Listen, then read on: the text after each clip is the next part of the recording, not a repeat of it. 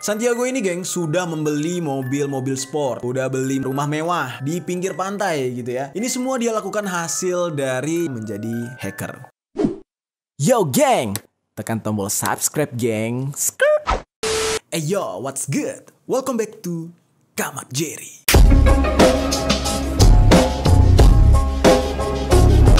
Geng, pembahasan kita hari ini masih seputar dunia hacker karena gue sempat bikin polling di YouTube community bagaimana kalau kita membahas seputar hacker. Ternyata banyak juga yang tertarik dan sudah banyak banget riset-riset tim Kamar Jerry tentang hacker ini, geng. Dan yang perlu kalian tahu, ternyata banyak banget remaja-remaja umur belasan tahun sampai 20 tahun itu kaya raya, bisa beli mobil-mobil mewah, mobil sport, bisa beli rumah mewah, itu gara-gara jadi hacker. Nah, hari ini kita akan bercerita nih, geng, remaja yang kaya raya gara-gara menjadi hacker.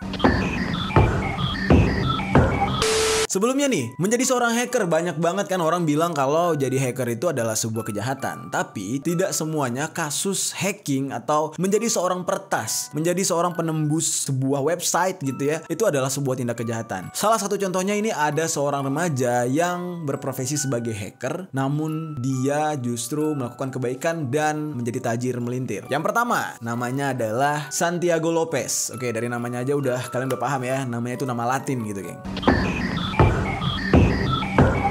Dia baru berumur 19 tahun, berasal dari Argentina. Nah, awalnya tuh dia jadi hacker tuh cuman buat senang-senang. Sampai akhirnya dia bisa menghasilkan 15,5 miliar dengan cara menemukan bugs atau kayak kecacatan dari sebuah website. Jadi dia nyari-nyari, wah ini bisa ditembus lewat sini. Terus dia kasih tahu ke pemilik website itu kalau website mereka itu tidak kuat. Nah, si pemilik website, perusahaan itu akan membayar si Santiago Lopez ini. Santiago ini, geng, sudah membeli mobil sport, udah beli rumah mewah di pinggir pantai gitu ya. Ini semua dia lakukan hasil dari yang istilahnya itu adalah bug bounty hunter. Jadi pencari sumber virus atau pencari sumber kelemahan dari sebuah website. Dia terobsesi pertama kali melakukan hal ini gara-gara nonton film hacker. Nah, dia tuh tertarik banget ya dengan cara kinerja hacking ini. Nah, pada awalnya memang dia itu tertarik untuk melakukan kejahatan atau mencuri melalui ketangkasan atau kecerdasannya ini, geng. Tapi lama-lama dia itu kepikiran gitu, gimana ya caranya untuk menghasilkan uang dari keahlian ini tapi tidak harus melakukan kejahatan. Dan dia pengen nunjukin ke dunia kalau tidak selamanya seorang hacker itu harus merugikan sebuah lembaga atau merugikan sepihak gitu ya. Nah, akhirnya dia temukanlah sistem yang namanya mencari kecacatan dari sebuah website gitu, bug bounty. Nah, perlu kalian ketahui nih, geng, dia itu bahkan sudah mengumpulkan sekitar 637 miliar rupiah dari hasil bekerja di banyak perusahaan termasuk dari YouTube, Google, Twitter, dan perusahaan-perusahaan lain. Jadi dia itu udah menemukan sekitar 1.600 bug. Jadi dari masing-masing bug itu dia dibayar ratusan dolar gitu. Sekarang nih, saat ini nih, Santiago itu menjadi seorang remaja yang bisa dikatakan termasuk terkaya di Argentina dan bahkan ya bisa dibilang di dunia kali, geng ya. Namun kerennya nih orang, dia tuh masih tinggal sama orang tuanya, ya hidup layaknya pekerja yang lain. Sehari-harinya dia bekerja 8 jam sehari. Jadi dia menjadikan pekerjaannya ini ya semacam pekerjaan normal gitu, geng. Ini orang cukup keren menurut gue. Jadi tidak berpikir kayak oke, gue udah dapatin uang yang banyak, ya gue harus santai-santai aja. Enggak gitu. Dia tetap menjadikan itu tetap pada jalurnya gitu. Mantep banget ya. Nah, posisinya sebagai bug bounty hunter ini katanya ya semakin ramai aja gitu ya yang menggemari pekerjaan ini. Namun kata dia, yang namanya kecurangan itu selalu ada. Jadi nggak semua hacker peretas itu berpikir positif seperti Santiago Lopez ini yang berpikir untuk mendapatkan uang halal gitu. Banyak orang yang memanfaatkan ketangkasannya, kecerdasannya untuk melakukan kejahatan. Jadi banyak yang mencuri melalui kepintaran mereka dari segi hacking ini. Gokil ya. Gimana nih menurut kalian? Mungkin kalian salah satu dari kalian ini ada yang hacker-hacker. Mungkin kalian pernah terjun langsung untuk melakukan kejahatan atau kebaikan. Justru kalian bisa tinggalkan komentar di bawah ya. Dan bolehlah ceritain pengalaman kalian selama menjadi seorang hacker. Oke, kita selanjutnya ke hacker berikutnya nih, geng. Hacker berikutnya ini bernama Nathaniel Wakelam.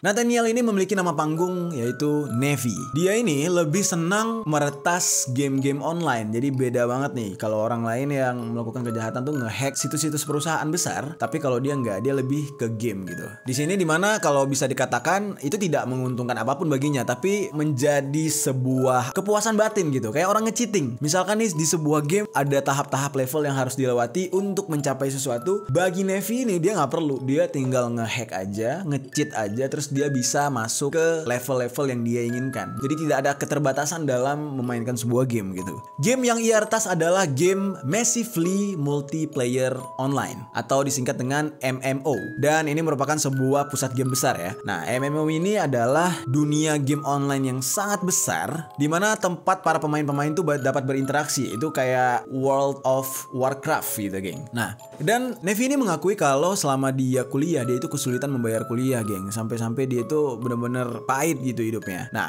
pada suatu hari tiba-tiba saja perusahaan Yahoo, kalian tahu Yahoo lah pasti ya, membuka sebuah lowongan pekerjaan untuk jadi bug bounty hunter kayak tadi, kayak si Santiago Lopez tadi. Jadi dicari hacker-hacker yang mampu menemukan kelemahan dan kecacatan situs dari Yahoo ini. Sampai akhirnya dengan sigap Nathaniel Wakelam alias Nevi ini langsung menawarkan diri. Dan dari hasil dia mencari atau menjadi bug bounty hunter ini, dia mendapatkan 80 juta rupiah. Nah itu kan bisa aja ya, bug yang dia temukan itu ya mungkin baru satu ya. Kalian bayangkan aja kalau ditemukan 100, berarti kan dia bisa mendapatkan berapa tuh? 80 juta 100, 8 M kali ya, gue gak tahu deh, coba hitung sendiri deh. Gue sampai bingung nih, saking banyaknya duit nih hacker-hacker ya. Perusahaan-perusahaan besar tuh biasanya mau bayar mahal, geng, karena ya memang namanya website, situs-situs, data-data mereka itu kan rentan banget. Kalau sampai bocor ke orang-orang, ya mereka juga yang rugi, bisa-bisa gulung tikar kan perusahaan mereka. Jadi mereka membayar para hacker ini cukup mahal dengan harga tinggi. So jangan heran para hacker-hacker yang mau itu negatif, mau itu positif, mau yang jahat, mau yang baik, itu pasti kaya gitu ya. Seperti misalkan nih baru-baru ini ya, belum lama itu Apple pernah melakukan sebuah sayembara di mana dia menantang para hacker. Siapa yang bisa membobol situs perusahaan Apple, maka mereka akan menghadiahkan 14 miliar rupiah. Bayangin tuh, siapa yang mampu gitu. Nah, kenapa mereka begitu yakin? Itu ibarat garansi, geng. Ibarat garansi, lo beli HP, mereka berani menggaransikan HP tersebut setahun gak akan rusak, 5 tahun gak akan rusak, gue jamin. Karena kenapa? Mereka percaya kekuatan dari handphone tersebut. Begitu juga dengan sayembara yang diadakan oleh Apple. Mereka percaya kalau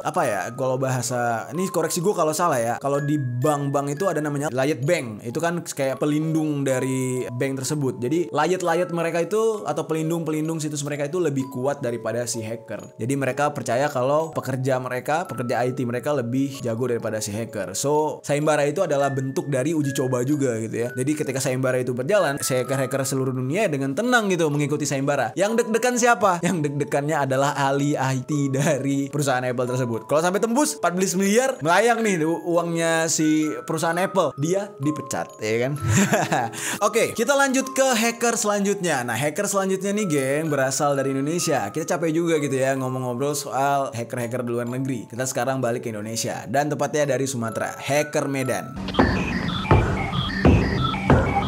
Nah, berbeda dengan hacker-hacker yang lain tadi, kalau misalkan di negara lain mungkin nama-namanya akan dipublish, tapi di Indonesia justru dirahasiakan orang-orang kayak gini ya. Jadi ini semuanya setelah ditangkap diberikan inisial. Jadi ya gua juga udah cari data-data lengkapnya, kayaknya data-datanya tuh agak sulit ditemukan, tapi beritanya ada. Oke, langsung aja kita cek ya. Nah, ini terjadi pada 2018. Polda Metro Jaya bergabung dengan para personel Polrestabes Medan itu membekuk 3 orang hacker asal kota Medan. Tepatnya di sebuah rumah di Gang Arsitek, Kecamatan Medan Perjuangan, Sumatera Utara. Rumah yang diciduk ini justru rumah mewah banget, geng, milik seseorang yang berinisial A. Jadi ini adalah salah satu dari hacker itu. Jadi orang-orang tuh pada kaget karena gila ini orang kaya diciduk gitu. Dan mereka nggak tahu ternyata rumah mewah tersebut didapatkan dari hasil ngehack. Jadi pekerjaan mereka sebagai hacker bisa membeli sebuah rumah mewah, geng. Dari tangan si pelaku nih ya, para polisi menyita sebuah laptop. Nah, laptop itu adalah laptop yang handal banget untuk menembus banyak situs nih, geng, dan membuat mereka kaya raya. Nah, terus para tetangga mereka berkata kalau si tersangka ini sebenarnya pernah bekerja sebagai staf di DPRD dan dia sudah berhenti dari pekerjaannya. Ya, gimana ya kan? Pendapatannya lebih besar menjadi seorang hacker daripada dia bekerja di DPRD mungkin. Pada awalnya nih, geng, ya, dia tuh ketangkap gara-gara tuh habis membeli motor Harley Davidson terus mobil mewah Mercedes-Benz dari Australia. Nah, ketika masuk ke Indonesia, barang-barang tersebut ternyata ditahan ditahan oleh bea cukai karena alasan surat menyurat. Nah, dari situlah geng, ditelusuri siapa pemesan dan pemilik daripada barang-barang tersebut. Harley Davidson, Mercedes-Benz itu bukan barang yang murah kan, dipesan dari Australia lagi. Nah, disitulah ketahuan akhirnya si pembeli setelah di tracking itu menggunakan uang orang lain. Jadi hasil hacker yang digunakan oleh si tersangka para hacker Medan ini. Ternyata setelah diselidiki geng, nggak cuman ngehack barang-barang mewah seperti Harley Davidson, terus Mercedes-Benz, dia juga sering ngehack Traveloka atau akun-akun travel lain. Jadi yang jual-jual tiketing gitu geng. Jadi cara mereka itu adalah dengan ngehack kartu kredit card. Jadi itu semacam istilahnya itu adalah carding gitu ya. Jadi mereka membeli apapun menggunakan atas nama orang lain. Kebanyakan tiket yang mereka jual adalah tiket Singapore Airlines, dimana ada seorang yang berinisial AH nih geng dari hacker-hacker tersebut. Dia itu berprofesi sebagai agen tiket resmi, yang dimana tiket yang dia dapatkan itu hasil membobol kartu kredit orang lain geng. Gokil nggak tuh? Nah, penangkapan pertama tuh gara-gara yang ditangkap itu adalah warga negara Filipina justru,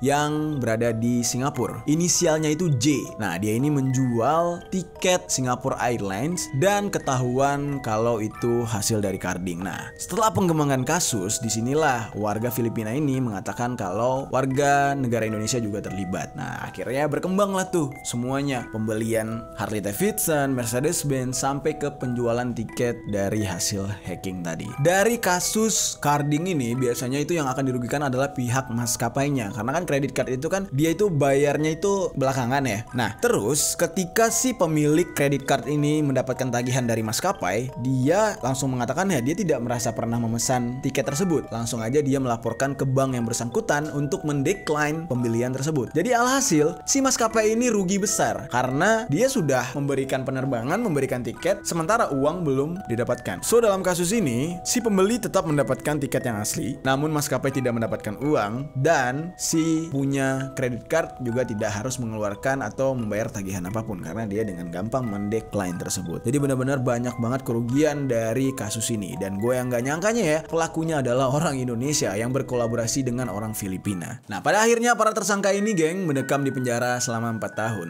Tapi nih ya, yang jadi pertanyaan gue ya, cocok gak sih orang-orang pinter kayak gini di penjara? Apa nggak dirangkul aja gitu ya, dipekerjakan dengan baik gitu? Bukan berarti dipekerjakan untuk suruh bobol-bobol juga, enggak. Maksud gue kayak dididik dengan baik secara moralnya, diarahkan ke yang lebih oke. Misalkan dijadiin dosen atau apa, ajarkan gitu ya, ajarkan ilmu tersebut kepada orang-orang, tapi dibarengi dengan attitude dan adab yang baik. Jadi tujuannya ya untuk hal yang positif, nggak harus yang negatif gitu kan, karena itu ilmu yang kebetulan aja digunakan dengan cara yang salah. Gimana menurut kalian geng? Setuju nggak? Atau nih ya, kalian punya cerita lain nih tentang hacker-hacker lainnya, teman kalian, saudara kalian, atau siapa, kalian bisa tinggalkan komentar di bawah. Siapa tahu ceritanya menarik, kita bisa angkat ke kamar Jerry.